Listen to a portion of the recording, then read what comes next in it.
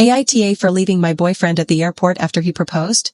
We were boarding a flight for my mom's funeral. He got down on one knee at the gate and made a huge scene. Everyone was clapping while I was trying not to cry about my dead mother. He said he wanted to give me something happy to remember this day by. I'm 29F and I'm writing this from my childhood bedroom at my dad's house, trying to process what just happened. I need to know if I'm completely in the wrong here. My mom passed away 4 days ago. It was sudden, a brain aneurysm. She was healthy. Only 58, and then she was just gone, no warning, no goodbye, nothing. I've been in complete shock since I got the call. My boyfriend Derek, 31M, and I have been together for 2 years. When I got the news about my mom, he was supportive, held me while I cried, helped me book flights, said all the right things. We were supposed to fly out together yesterday morning to my hometown for the funeral. We got to the airport early. I was numb, going through the motions, checked our bags, went through security, walked to our gate. I kept thinking about how the last thing I said to my mom was I'll call you this weekend, and now I'll never call her again. We were in the boarding area waiting for our group to be called. I was staring at nothing, trying to hold myself together. Then Derek said, "Hey, can you stand up for a second?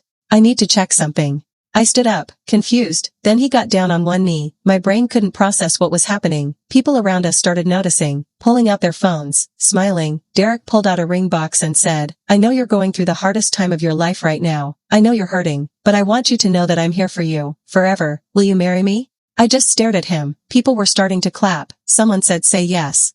I could feel everyone's eyes on me. All I could think was, my mom is dead and he's proposing at the airport gate right before we board a flight to her funeral. I said, "Are you serious right now?" He smiled bigger, thinking I was just shocked. "Yes. I've had this ring for weeks. I was planning to propose on our anniversary next month. But when this happened, I realized life is short. I wanted to give you something happy to hold on to during this awful time. Something to remember this day by besides sadness. Something to remember this day by, the day I'm flying to my mother's funeral." People were still clapping. Derek was still on one knee, holding out the ring, waiting for my answer. I said, "Get up."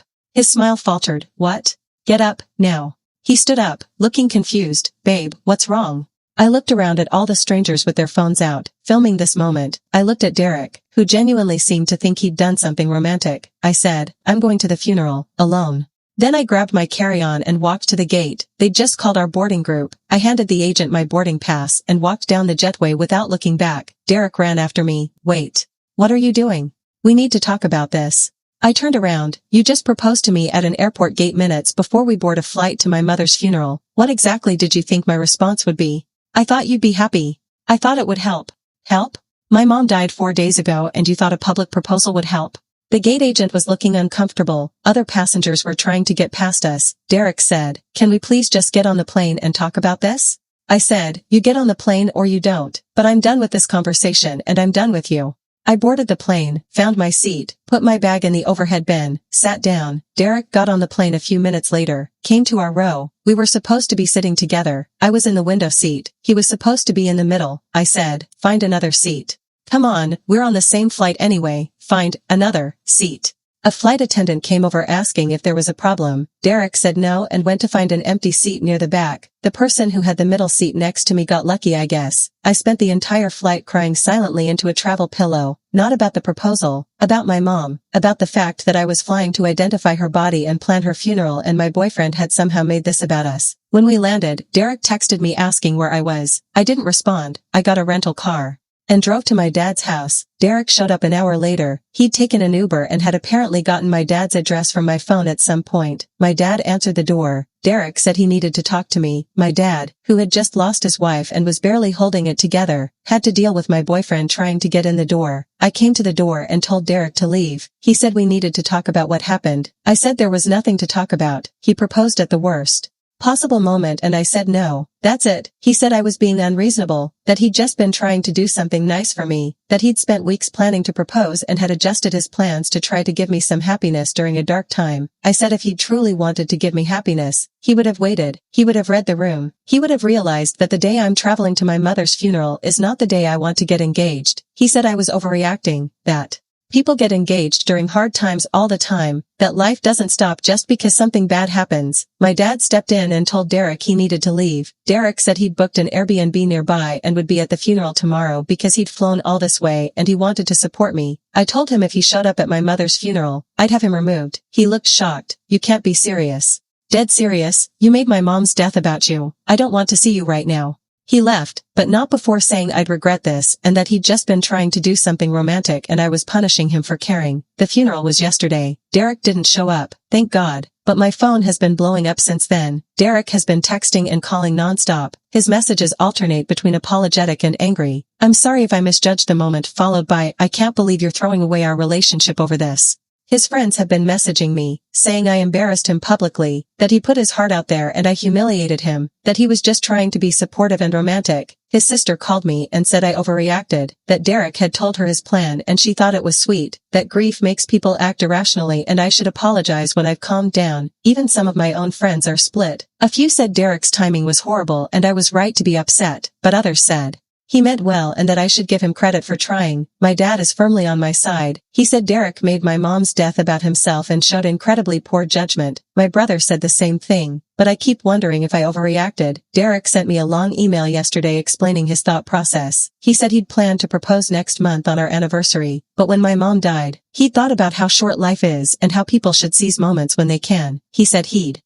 imagined me looking at my engagement ring during the funeral and feeling like I had something hopeful to hold on to. He said he genuinely thought it would help, that he'd pictured me being sad about my mom but also happy about our engagement, and that the happy would balance out the sad. He said he understands now that his timing was wrong but that my reaction was extreme, that leaving him at the airport and refusing to speak to him was cruel, that breaking up with him over one mistake was disproportionate. But here's the thing, I don't think I'm breaking up with him over one mistake. I think his proposal revealed something about him that I can't unsee. He took the worst moment of my life and tried to make it about us. He prioritized what he wanted, a romantic proposal story, over what I needed, which was space to grieve. He saw my mother's death as an opportunity to show his feelings rather than a tragedy that deserved respect and solemnity, and when I reacted badly, he made that about him too, talked about how embarrassed he was, how his romantic gesture was rejected, how I'd hurt his feelings. At no point did he seem to understand that the problem wasn't that he proposed, but when he proposed, at no point did he prioritize my grief over his feelings. So now I'm here, at my dad's house, planning what to do next. The funeral is over. I need to fly home eventually. Derek wants to talk things through but I don't know if there's anything to talk through. My friends who think I overreacted say that everyone makes mistakes and that Derek's heart was in the right place even if his execution was terrible. They say grief is making me see this is worse than it is, but my friends who support me say this wasn't just bad timing, it was a fundamental failure to understand what I needed, that someone who truly loved me wouldn't have made my mother's funeral about our relationship. I keep replaying the moment in my head, the clapping strangers, Derek on one knee, me standing there thinking about how I'd never see my mom again while my boyfriend waited for me to celebrate getting engaged. It felt like he'd hijacked my grief, like he'd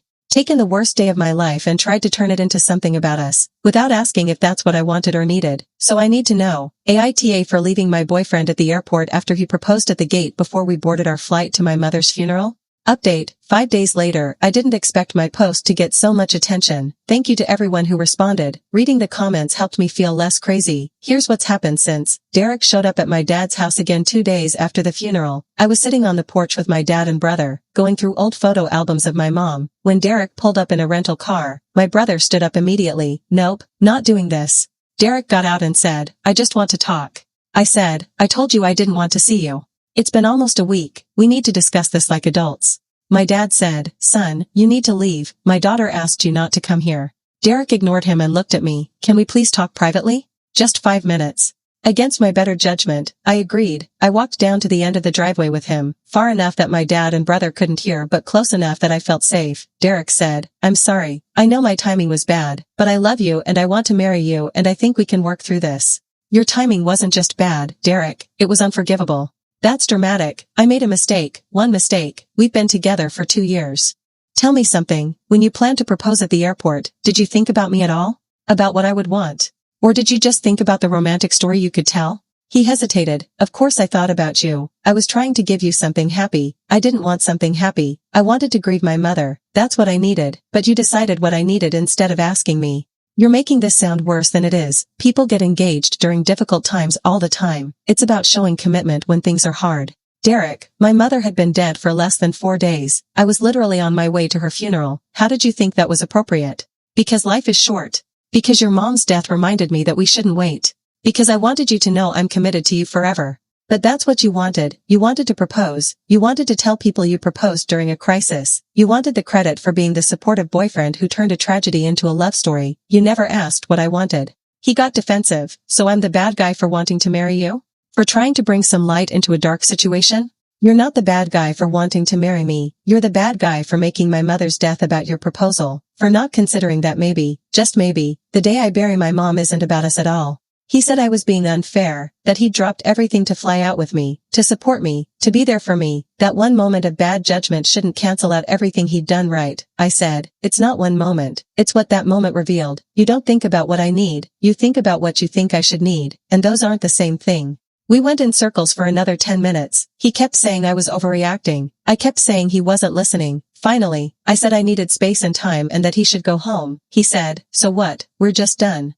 2 years and you're throwing it away because I proposed at the wrong time? I said, you proposed at my mother's funeral boarding gate. If you can't understand why that's not just the wrong time, I don't know what else to say to you. He left angry, peeled out of the driveway like a teenager. My dad came down and asked if I was okay. I said I didn't know. That night, Derek posted on social media. He didn't name me, but it was obviously about me. He wrote, sometimes you try to do something beautiful for someone you love and it backfires. Sometimes your romantic gesture is seen as selfish instead of supportive. Sometimes you learn that no good deed goes unpunished. Lesson learned. Don't try too hard to show you care. His friends commented with support. Lots of you dodged a bullet and her loss and you deserve someone who appreciates you. My friend sent me screenshots. I didn't respond to the post, but I did text Derek. Taking our private situation public is another example of you making this about you. Stop. He didn't respond. I flew home 3 days ago. I'm back in our apartment. We'd been living together for a year. Derek flew back yesterday. We had the most awkward conversation of my life. He asked if we could talk. I said yes. We sat in the living room like strangers. He asked if I'd thought about his proposal. I said yes. He asked what my answer was. I said, Derek, I can't marry you, not after this. Because I proposed at the wrong time? Because you showed me that when I'm at my lowest, you'll make it about you. Because you value romantic gestures over my actual needs. Because when I told you I was hurt, you made yourself the victim. He started to argue. I held up my hand. I'm not done. After I left you at the airport, you could have backed off. You could have given me space. Instead, you showed up at my grieving father's house multiple times. You made a vague post on social media painting yourself as the victim. You texted me 50 times telling me how I'd embarrassed you. At no point did you prioritize my grief. At no point did you just let me mourn my mother without making it about us. I was trying to be there for you. No, you were trying to be the boyfriend who was there for me. There's a difference. One is about me, one is about you looking good. He said I was being unfair and cruel. I said I was being honest. I told him I needed him to move out. We're both on the lease, but I offered to pay his portion of the rent for the next 2 months while he found a place. He said that was generous in a sarcastic tone. He's staying with a friend while he looks for an apartment. He's supposed to be out completely by the end of the month. My friends have been divided in their responses. The ones who knew my mom are firmly on my side, they said. Derek's proposal was inappropriate and tone-deaf, but some of my other friends think I'm being too harsh, that people make mistakes, that Derek was trying to help even if he did it wrong. But here's what I keep coming back to. My mom died. I was in the worst pain of my life, and Derek's response was to make that pain about his love for me, his desire to marry me, his romantic gesture. It wasn't about supporting me in my grief. It was about him being the hero of our story, and when it didn't go the way he'd imagined, he got mad at me for not playing along. That's not the person I want to marry. So no, I'm not being too harsh. I'm being clear about what I need and what I deserve. And I deserve someone who understands that grief is sacred, that there are moments that shouldn't be co-opted for romance, and that love sometimes means sitting in sadness without trying to fix it or spin it into something else. Derek couldn't do that, and now I'm single, living in an apartment I'll soon have to myself, mourning my mother and the end of my relationship, but I don't regret leaving him at that airport. I don't regret saying no to his proposal, and I don't regret asking him to move out. I just regret that it took my mother's death to show me who he really was.